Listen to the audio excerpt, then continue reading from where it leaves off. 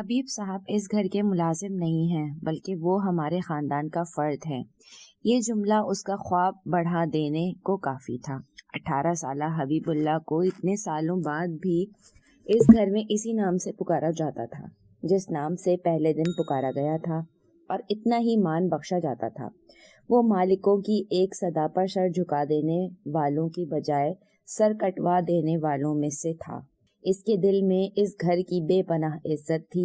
اتنے سالوں میں ایک بار بھی ایسا نہیں ہوا تھا کہ اس کی تنخواہ وقت پر نہ دی گئی ہو یا اس کا شکریہ ادا کر کے نہ دی گئی ہو۔ خلیق صاحب وطن میں موجود ہوتے تھے تو اپنے ہاتھوں سے ایک سفید لفافہ اتنے وقار اتنی تعظیم کے ساتھ شکریہ کہتے ہوئے اسے تھماتے کہ اس کی آنکھیں نم ہونے لگتی تھیں، اور اگر وہ وطن سے باہر ہوتے تو سفید لفافہ کسی دوست کے ذریعے اس تک پہنچا جاتا اور اس پر جلی حروف میں شکریہ ضرور لکھا ہوتا تھا۔ آپ شکریہ کیوں ادا کرتے ہیں مالک؟ یہ تو مجھے ادا کرنا چاہیے۔ اس نے ایک بار پوچھ ہی لیا تھا۔ اسے جواب دیا گیا، ارے بھائی، آپ ہمارے محسن ہیں، آپ کا شکریہ ادا کرنا واجب ہے ہم پر۔ وہ کیوں؟ کیسے؟ اس نے پھر پوچھا تھا۔ اس کی زبان پر ابھی بھی ہزاروں کی جھلک آئی تھی تو بعض اوقات وہ جملہ دہرا کر اپنا مفہوم واضح کرنے کی کوشش کرتا تھا۔ حبیب صاحب، ہر ملازم اپنے مالک کا محسن ہوتا ہے کیونکہ اسے مالک بنانے والا اس کا ملازم ہی ہوتا ہے۔ آپ میرے حصے کا کام کرتے ہیں کیونکہ وہ کام میں خود نہیں کر سکتا۔ میں اتنا ہی فن خوان ہوتا تو یہ کام خود کیوں نہیں کر لیتا؟ میرے گھر جب بھی کوئی مہمان آتا ہے تو وہ مجھے سراہتا ہے کہ میرا گھر نہ صرف صاف ستھرا ہے بلکہ یہاں موجود ہر چیز میری غیر موجودگی میں بھی نفاست کی اعلیٰ مثال قائم کرتی ہے۔ یعنی وہ مجھے اس چیز کے لیے سراہتے ہیں جو میں کئی سالوں سے کر ہی نہیں رہا۔ وہ تو آپ کر رہے ہیں، یعنی آپ نے میری نااہلی کو اپنی مستعدی سے چھپا رکھا ہے۔ میرا پردہ رکھتے ہیں آپ، تو پھر آپ میرے محسن ہی ہوئے نا۔ خود ہی بتائیے کہ کیا شکریہ کہنا واجب نہیں ہو جاتا مجھ پر؟ وہ اپنا مطمع نظر بہت اچھے طریقے سے سمجھاتے تھے۔ اس روز حبیب اللہ کی آنکھیں شکر گزاری کے بوجھ سے چھلک پڑیں۔ اس کے سامنے مالک اور ملازم کے رشتے کی ساری کیمسٹری 2 جملوں میں بیان کر دی گئی تھی۔ خدا کیسا مہربان رہا تھا اس پر۔ اسے رزق بھی عطا کیا جا رہا تھا اور تعظیم بھی۔ ایک حلال رزق ہوتا ہے، لیکن جب یہی رزق بے حد تعظیم کے ساتھ آپ تک پہنچایا جاتا ہے تو وہ کمال رزق ہوتا ہے۔ حبیب اللہ کمال رزق پانے والوں میں سے تھا۔ حبیب صاحب، یہ اس کا نام نہیں تھا، یہ اس کا اعزاز تھا، تمغہ حسن کارکردگی، اور اسے اس اعزاز سے عقیدت تھی۔ اسے اپنا آپ معتبر لگتا تھا۔ وہ اب پہاڑوں میں بسنے والا کوئی عام سا حبیب اللہ نہیں تھا۔ اس کا انداز گفتگو، اس کا اٹھنے بیٹھنے کا سلیقہ اور اس کے پڑھے لکھے ہونے کا روب اس کی شخصیت کے سحر کو ہر گزرتے دن کے ساتھ بڑھا رہا تھا۔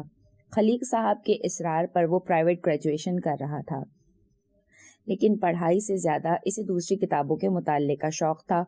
نئی پرانی کتابیں وہ ڈھونڈ ڈھانڈ کر لاتا تھا اور پھر ان میں گم رہتا تھا، لیکن اپنے فرائض سے روگردانی اس نے کبھی بھی نہیں کی۔ اگرچہ گھر کے مالک اپنے کنبے سمیت وطن سے باہر رہتے تھے اور اس کی ذمہ داریاں بہت زیادہ نہیں تھیں، مگر جب بھی وہ وطن میں ہوتے تھے تو ان سب کی ایک آواز پر لبیک کہنا اس کی عادت تھی۔ لیکن ان آوازوں میں سے ایک آواز ایسی بھی تھی جسے وہ سوتے ہوئے بھی نظر انداز نہیں کر سکتا تھا، اور وہ آواز خلیق صاحب کی بیٹی شیریں کی تھی۔ ایسے لگاتے ہیں گیئر، ایسے تو کوئی اندھا بھی گیئر نہیں لگاتا ہوگا حبیب صاحب جیسے آپ لگاتے ہیں۔ وہ اسے گاڑی چلانا سکھا رہی تھی، حالانکہ وہ عمر میں اس سے چھوٹی تھی، لیکن تمیز سے مخاطب کرنے کے باوجود وہ ڈانٹتی بھی بہت زیادہ تھی۔ حبیب اللہ نے زندگی میں کبھی طریقے سے گاڑی نہیں چلائی تھی، لیکن خلیق صاحب جب پاکستان آتے تو چھوٹی موٹی کوئی کار خرید لیتے تھے، اور مہینے 2 مہینے کے بعد جب واپس جانا ہوتا تھا تو گاڑی بیچ کر جاتے تھے۔ اسے اسی لیے تھوڑی بہت سمجھ بوجھ تھی۔ یہ پہلی بار تھا کہ انہوں نے حبیب اللہ کو ڈرائیونگ سیکھنے کی ترغیب دی تھی اور اسے تھوڑا بہت سکھانا شروع کیا تھا۔ یہ دیکھیں، ادھر ہاتھ رکھیں اور آگے کی جانب پش کریں. ڈی پر رکھیں اور ایکسیلیٹ کریں. ایسے بتایا تھا ڈیڈی نے. اس نے جو کہا وہی کر کے دکھایا، لیکن اس سے تصدیق بھی کروانی چاہیے تھی. حبیب اللہ نے بنا سوچے سمجھے سر ہلایا. گاڑی آہستگی سے آگے کی جانب بڑھی تھی. Here you go. وہ اس کی جانب دیکھ کر فخر سے ہنسی تھی، جیسے بہت خوشی ہوئی ہو. گاڑی دھیرے دھیرے آگے بڑھنے لگی تھی. آپ کو سمجھ میں آ رہا ہے نا؟ وہ اس سے پوچھ رہی تھی. حبیب اللہ کا سارا دھیان ڈرائیونگ کی جانب ہی تھا، لیکن اسے سمجھ کچھ بھی نہیں آ رہی تھی. اور سچ بات یہ ہے کہ اسے ڈر بھی لگ رہا تھا. وہ جب ساتھ ہوتی تھی تو اس سے ویسے بھی کوئی کام ڈھنگ سے نہیں ہو پاتا تھا. لیکن پھر بھی اس نے سر ہلایا. جی میں سیکھنے کی کوشش کر رہا ہوں. اچھی بات ہے، آپ جلد سیکھ لیں گے، لیکن یہ مولا جٹ والا ہاتھ کام نہیں آئے گا. ذرا محبت سے ٹریٹ کریں اسے. یہ گاڑی ہے آپ کے ابا جان کا ریکارڈڈ پلیئر نہیں کہ آپ تھپڑ مار مار کر گانے پلے کرتے رہیں گے. ایسے ہی بتایا تھا نا ڈیڈی نے؟ وہ ناک چڑھا کر بولی تھی. حبیب اللہ کو بالکل ہنسی نہیں آئی تھی. جی ٹھیک ہے، وہ سعادت مندی سے بولا تھا. گاڑی تھوڑا سا مزید آگے بڑھی تھی اور وہ اب گھر سے ذرا دور ہو گئے تھے. وہ پوش ایریا تھا. سڑک پر سناٹا تھا. اس وقت لوگوں کی آمد و رفت نہ ہونے کے برابر تھی. وہ بہت اطمینان سے گاڑی آگے ہی آگے لے جا رہی تھی. کچھ دیر بعد وہ اس مقام پر پہنچ گئے جہاں دائیں طرف گلی تھی، جبکہ سامنے سے ایک اور گاڑی آ رہی تھی. اسے واپس کیسے موڑیں گے؟ ایک دم اس نے حبیب اللہ کی جانب دیکھ کر پوچھا تھا. وہ چونک کر ذرا سا اس کی جانب بڑھا. آپ کو گاڑی چلانی نہیں آتی؟ اس نے پوچھا تھا. شیرین نے پہلے نفی میں گردن ہلائی، پھر اسبات میں گردن ہلاتے ہوئے بولی. آتی ہے، لیکن اب اتنی اچھی بھی نہیں آتی. بھول جاتی ہوں میں کبھی کبھی. اسی اثنا میں سامنے سے آنے والی گاڑی ہارن بجانے لگی تھی، کیونکہ یہ بالکل سیدھ میں چلے جا رہے تھے. بریک لگائیں نا، اس نے گھبرائی ہوئی آواز میں مشورہ دیا. وہ کیسے لگاتے ہیں؟ اب کی بار اس کی آواز بھی گھبراہٹ میں تھی. سامنے سے آنے والی گاڑی ہارن بجاتے بجاتے خود ہی سائڈ سے نکل گئی تھی، لیکن اس کے عقب میں ایک بائک چلی آ رہی تھی. یہ اس پر پاؤں رکھیں، زور سے دبائیں، جلدی کریں. بائک کو دیکھ حبیب اللہ کے اوسان مزید خطا ہو گئے تھے. اس نے بریک پیڈل کی جانب اشارہ کرتے ہوئے کہا تھا. ابھی تک اس کو سب سے زیادہ سد بدھ بریک لگانے ہی کی آئی تھی، جبکہ وہ اس کی بتائی ہوئی ہدایت پر عمل کر رہی تھی. مگر آج کا دن اچھا نہیں تھا. ٹھک کی آواز زوردار آئی تھی.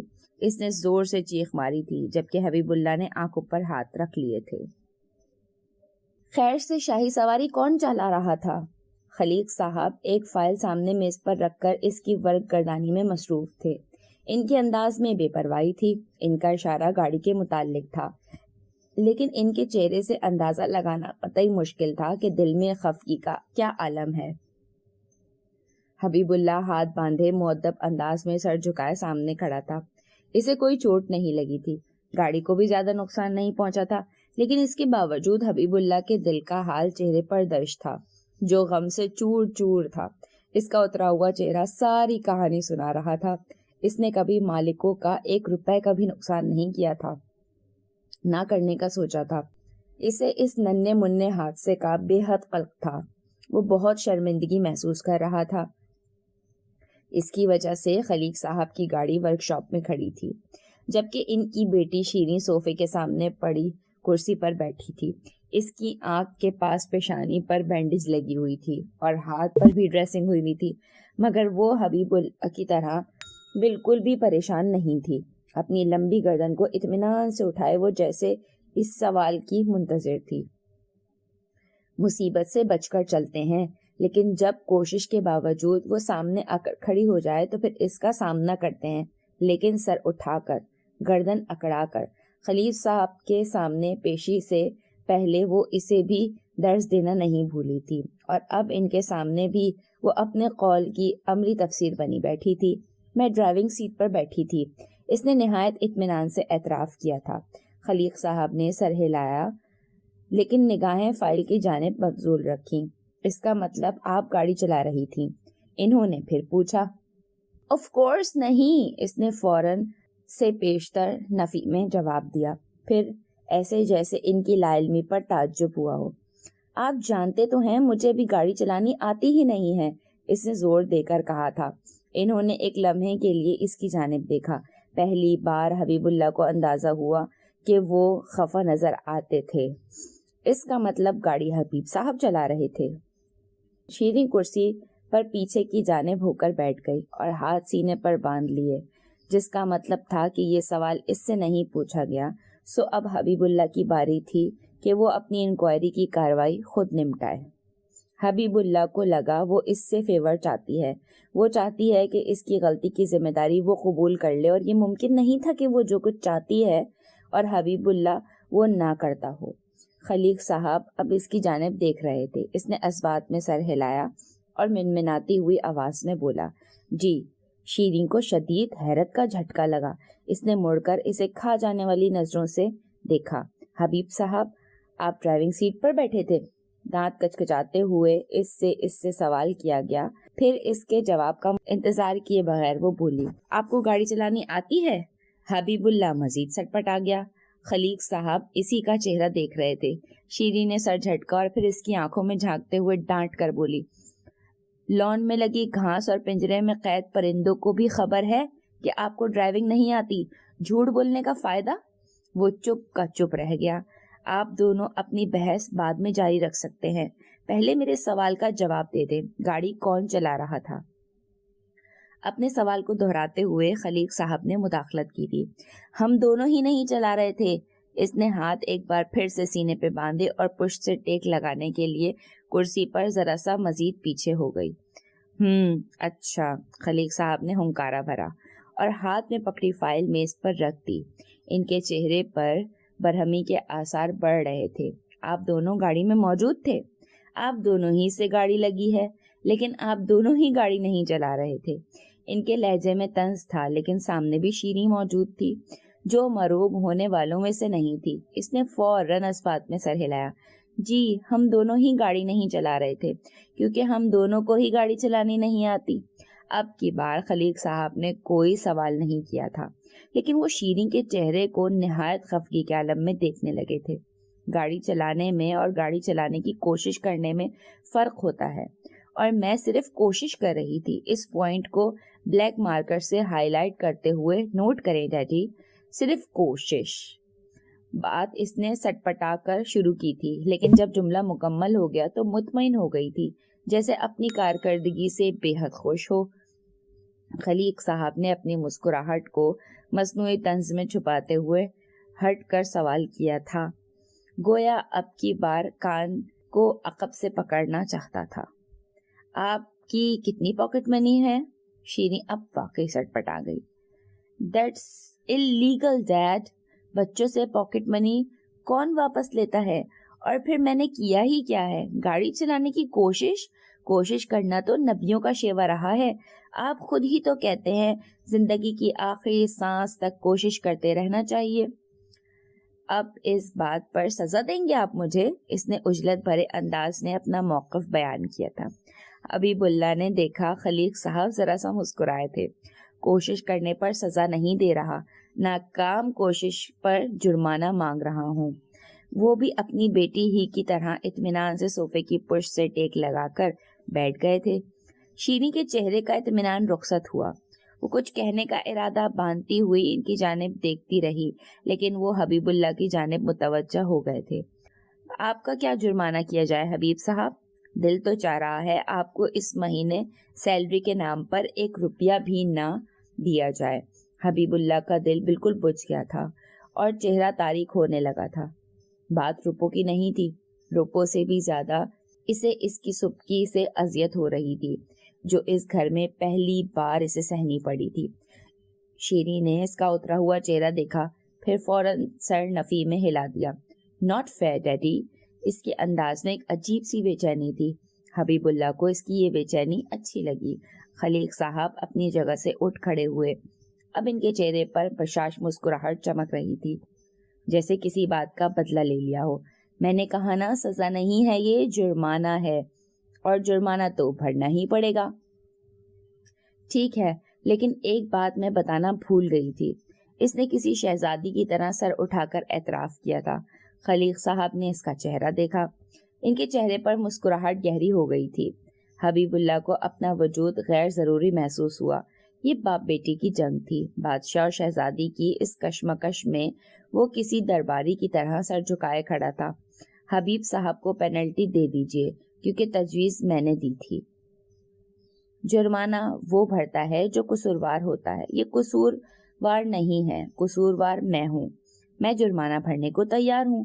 وہ بھی اپنی جگہ سے اٹھ کھڑی ہوئی تھی۔ عدالت برخاست ہو گئی تھی۔ یہ کیا کر رہی ہیں آپ؟ حبیب اللہ نے گاڑی ان لاک کرتے ہوئے مخصوص بیپ کی آواز پر مڑ کر دیکھا۔ وہ گاڑی کی جانب بڑھ رہی تھی۔ چونکہ وہاں ان دونوں کے علاوہ کوئی اور موجود نہیں تھا تو حبیب اللہ سمجھ گیا کہ گاڑی کا دروازہ اسی نے ان لاک کیا ہے۔ یہ اس سے اگلے روز کی بات تھی۔ وہ پورچ میں کھڑا پودوں کو پانی دے رہا تھا۔ دوپہر کا وقت تھا اور اس وقت گھر کے مکین عام طور پر قیلولہ کرنے میں مصروف ہوتے تھے۔ یہ وقت حبیب اللہ کو بڑا پسند تھا۔ سارے ماحول میں عموماً پہلے سے بھی سناٹا ہی چھایا رہتا تھا، لیکن دوپہر کے وقت یہ سناٹا بڑا انوکھا سا محسوس ہوتا تھا۔ وہ اطمینان سے اپنی پسندیدہ کتاب لے کر لان میں بیٹھا رہتا تھا یا پانی کا پائپ لگا کر پودوں کو پانی دینے لگتا تھا۔ اسے لگتا تھا کہ دوپہر کے وقت پودے بہت میٹھی گفتگو کرتے ہیں۔ اسے انسانوں سے زیادہ پودوں سے باتیں کرنے میں مزہ آتا تھا۔ یہی وجہ تھی کہ اس کی طبیعت میں شروع سے ہی کم گوئی شامل تھی۔ شیریں اسے اور اس کے سوال کو نظر انداز کرتے ہوئے اطمینان سے گاڑی کا دروازہ کھول کر اندر بیٹھ گئی تھی۔ اس کے چہرے پر ابھی بھی بینڈیج موجود تھی، مگر آنکھیں عزم و حوصلے سے چمک رہی تھیں۔ حبیب اللہ پریشان ہوا تھا۔ ابھی کل ہی تو خلیق صاحب نے اسے گاڑی چلانے پر تنبیہ اور جرمانہ کیا تھا۔ پانی کا پائپ وہیں چھوڑ کر وہ بھاگتا ہوا گاڑی کے قریب آیا تھا۔ یہ کیوں کر رہی ہیں آپ؟ وہ منمنایا تھا۔ پہلے گیٹ تو کھول دیں۔ یہ اسٹوپڈ کوسچن آپ بعد میں بھی کر سکتے ہیں، وہ دھونس جمانے والے انداز میں بولی۔ حبیب اللہ تذبذب کے عالم میں اس کا چہرہ دیکھتا رہا۔ وہ اسے سمجھانا چاہتا تھا، لیکن بہرحال وہ ملازم ہی تھا۔ وہ تھکے تھکے انداز میں گیٹ کی جانب بڑھا اور ناپسندیدگی سے گیٹ کھول دیا۔ تب تک وہ گاڑی اسٹارٹ کر کے گیٹ تک آ گئی تھی۔ آپ کہاں جا رہے ہیں؟ گاڑی میں بیٹھیں۔ اسے واپس پورچ کی جانب جاتا دیکھ کر وہ بولی تھی۔ حبیب اللہ نے ناگواری اور اچنبھے میں گھیرا اس کا چہرہ دیکھا۔ نہیں بی بی، آج میں نہیں جاؤں گا آپ کے ساتھ۔ میں ایک غلطی سے سبق سیکھنے والا انسان ہوں۔ وہ ملازم تھا مگر پٹھان بھی تھا۔ حبیب صاحب، ہم دوست ہیں، کیا نہیں ہیں؟ وہ چلا کر پوچھ رہی تھی۔ آنکھوں میں شکوہ نمایاں تھا۔ وہ کچھ نہیں بولا، لیکن قدم سست ہو گئے تھے۔ مان لیا آپ ایک غلطی سے سبق سیکھنے والے انسان ہیں، لیکن یاد رکھیں دوستوں کو رستے میں چھوڑ دینے والے انسان بھی نہیں ہیں آپ۔ یہ درخواست یا تنبیہ نہیں تھی، یہ سیدھی سادی دھونس تھی۔ حبیب اللہ چاہ کر بھی اس کا کہنا نہیں ٹال سکتا تھا، لیکن اس کا دل اس کی بات ماننے کو تیار بھی نہیں تھا۔ یاد کریں، میں نے آپ کا جرمانہ معاف کروایا تھا کل۔ پٹھان بنے، احسان فراموش نہ بنے۔ اب کی بار وہ جتانے والے انداز میں بولی تھی۔ حبیب اللہ کے لیے یہ تانا کاری ضرب ثابت ہوا تھا۔ اس نے پانی کا نل بند کیا اور گاڑی میں آ کر بیٹھ گیا۔ وہ چیز جس کی وجہ سے ہمیں سزا ملی ہو، ہماری انسلٹ ہوئی ہو، اس کو درمیان میں کیوں چھوڑیں ہم؟ اس کو تو گھر تک پہنچا کر دم لینا چاہیے۔ زندگی چیلنجز سے ڈرنے نہیں بلکہ انہیں ایکسپٹ کرنے کا نام ہے۔ حبیب صاحب، یہ آپ کو کیوں سمجھ نہیں آتا؟ پہلے دن کی طرح گاڑی کو دھیرے دھیرے آگے بڑھاتی وہ اسے سمجھا رہی تھی۔ حبیب اللہ ڈرا ہوا تو تھا، لیکن ڈرائیونگ سے نہیں، اس سے خود پر بھی غصہ آ رہا تھا۔ وہ اس لڑکی کو انکار کیوں نہیں کر سکتا تھا؟ اور اب وہ خود بخود دل ہی دل میں سرزنش کرنے میں مصروف تھا کہ اس لڑکی کو انکار کیوں نہیں کیا جاتا تھا۔ آج میں انتظام کر کے گھر سے نکلی ہوں، اس لیے آپ کو ڈرنے کی ضرورت نہیں ہے، اس نے کہا تھا، اور ساتھ ہی ایک آڈیو کیسٹ پلیئر میں انسرٹ کر دی تھی۔ ایک مردانہ آواز گاڑی میں گونجنے لگی تھی۔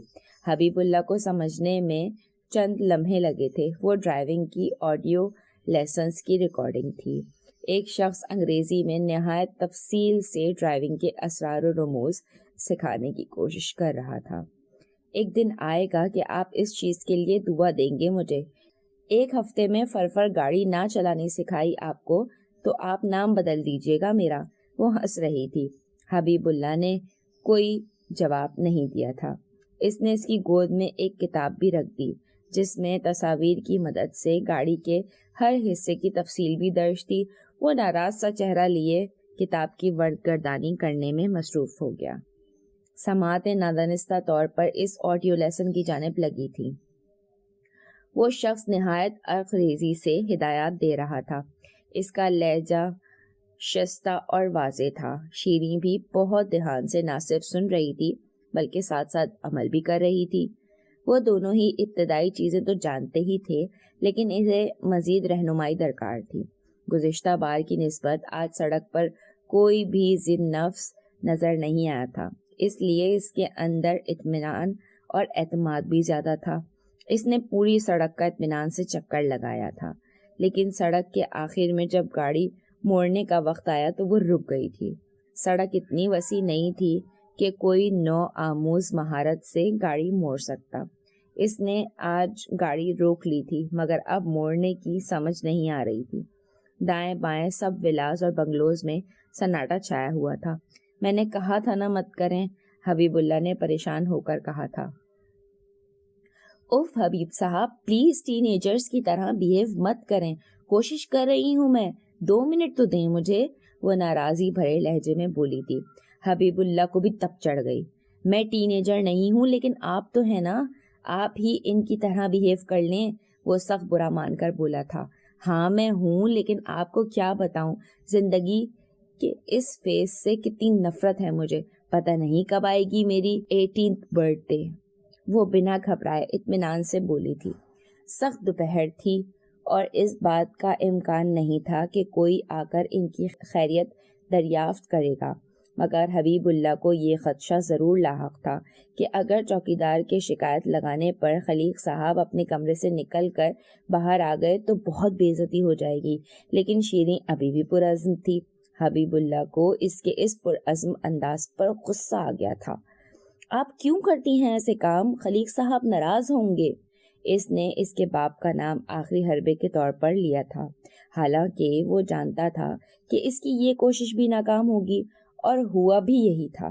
اس نے اس کی بات مکمل طور پر انسنی کر کے آڈیو لیسن تھوڑا سا فارورڈ کیا تھا۔ پھر ہدایات کو غور سے سنتی ہوئی وہ کبھی گیئر پر ہاتھ رکھتی، کبھی پھر گیئر چھوڑ کر اسٹیئرنگ کو ہلکے ہلکے ہاتھوں سے گھمانے لگتی تھی۔ چند لمحوں کی سر توڑ کوشش کے بعد بالآخر وہ گاڑی کو موڑنے میں کامیاب ہو گئی تھی۔ حبیب اللہ نے اطمینان کا سانس لیا۔ یاہو، میں نے کہا تھا نا ہم کر لیں گے، ہم نے کر دکھایا۔ وہ کافی خوش تھی۔ پھر اس کے چہرے پر نظر پڑی، چند لمحے اسے دیکھتی رہی، پھر ناک چڑھا کر بولی، ایک عدد ڈسکلیمر، ہم نے نہیں، میں نے کر دکھایا۔ آپ تو بہت ہی ڈرپوک ہیں بھائی۔ یہ تانا تھا، اور ایسے تانے اسے اس کے منہ سے سننے کو ملتے ہی رہتے تھے۔ آپ اتنے بزدل ہیں، مجھے بالکل اندازہ نہیں تھا۔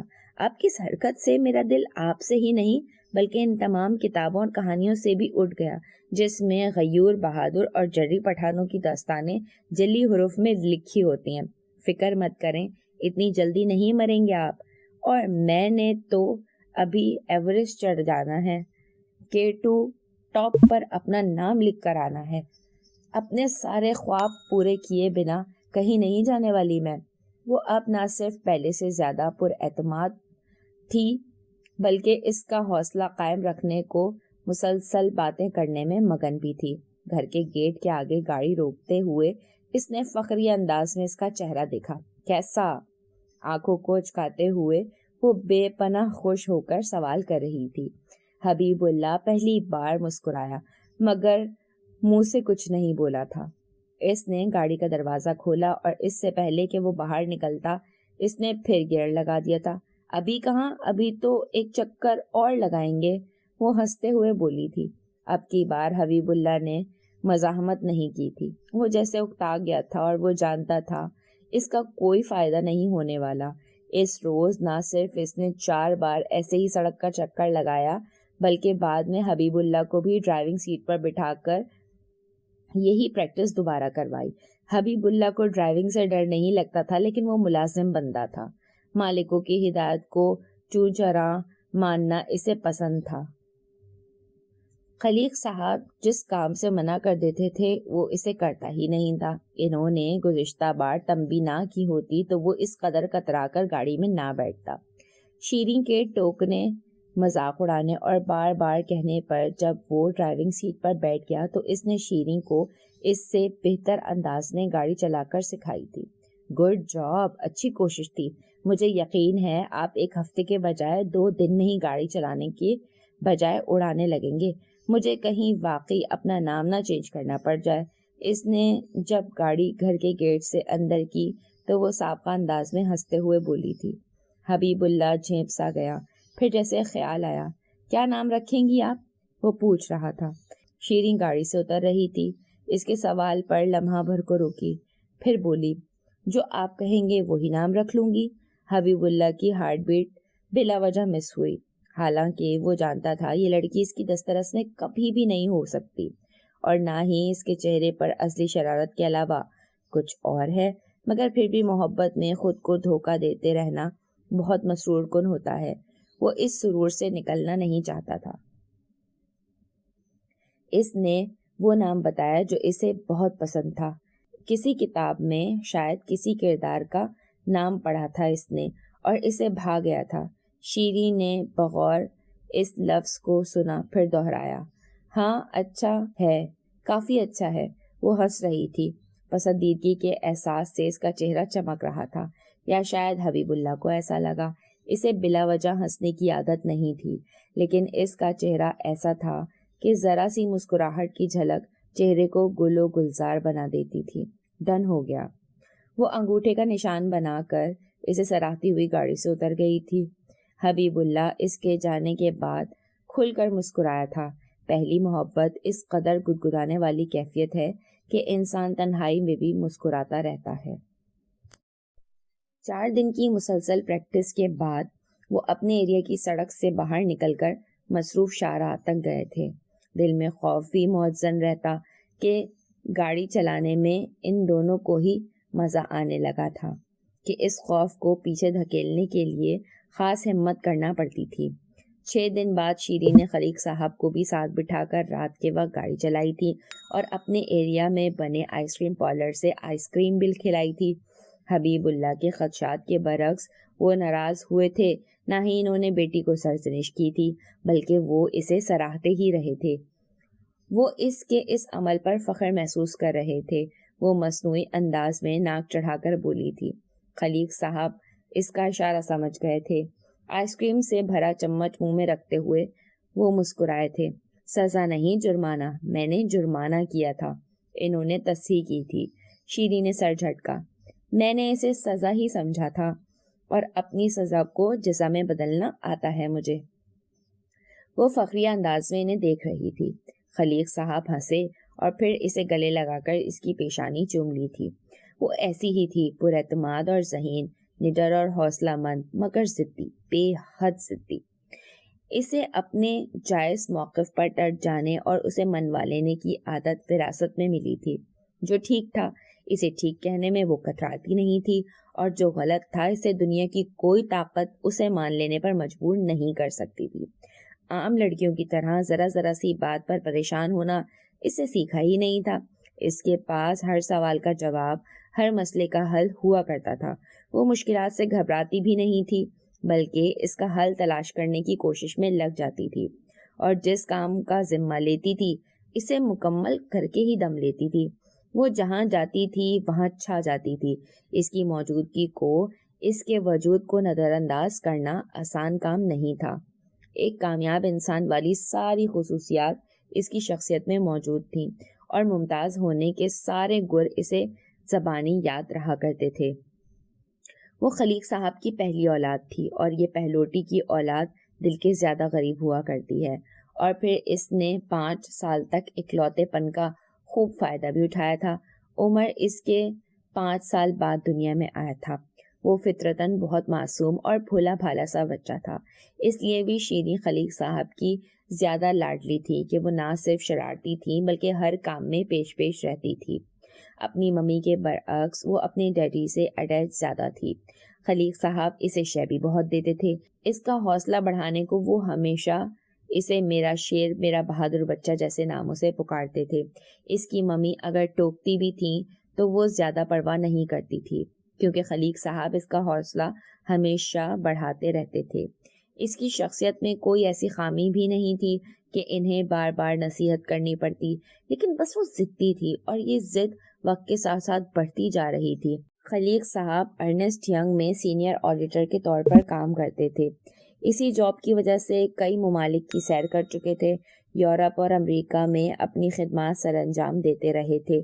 شیریں اور عمر انگلینڈ میں ہی پیدا ہوئے تھے۔ انگلینڈ کے علاوہ وہ بھی کافی ممالک گھوم چکے تھے، لیکن خلیق صاحب کی اہلیہ چاہتی تھیں کہ انہیں کسی مسلم ملک میں ٹرانسفر کر دیا جائے۔ یہ ان کی دیرینہ خواہش تھی، انہیں گلف ریجن میں رہنے کا موقع ملے۔ وہ سمجھتی تھیں کہ مسلم ممالک میں وہ اپنے بچوں کی تربیت زیادہ احسن طریقے سے کر پائیں گی، لیکن ایسا ہو نہیں پا رہا تھا۔ پھر اچانک مدت ملازمت کے آخری عشرے میں انہیں قطر ریجن میں ٹرانسفر مل گیا تھا۔ وہ سب اس امر سے کافی خوش تھے۔ شیریں 14-15 سال کی تھیں جب وہ لندن سے قطر شفٹ ہوئے تھے، لیکن خلیق صاحب وہاں زیادہ خوش نہیں تھے، اور اب ان کی خواہش تھی کہ دبئی ٹرانسفر کروا لیا جائے۔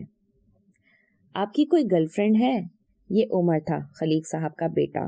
حبیب اللہ جھینپ کر مزید گاڑی کے اندر گھس گیا۔ سب کی موجودگی میں یہ سوال اس کے کان کی لوئیں تک سرخ کر گیا تھا، لیکن وہ سب نارمل تھے۔ وہ دونوں بہن بھائی پہلے ہی ایسی باتیں بہت کیا کرتے تھے۔ ان کا حلقہ احباب کافی وسیع تھا، جس میں لڑکے لڑکیاں دونوں ہی شامل تھے۔ وہ دونوں اپنے دوستوں کا ذکر نام لے کر کیا کرتے تھے۔ ان کے دوستوں کے نام بھی حبیب اللہ کو اصبر تھے۔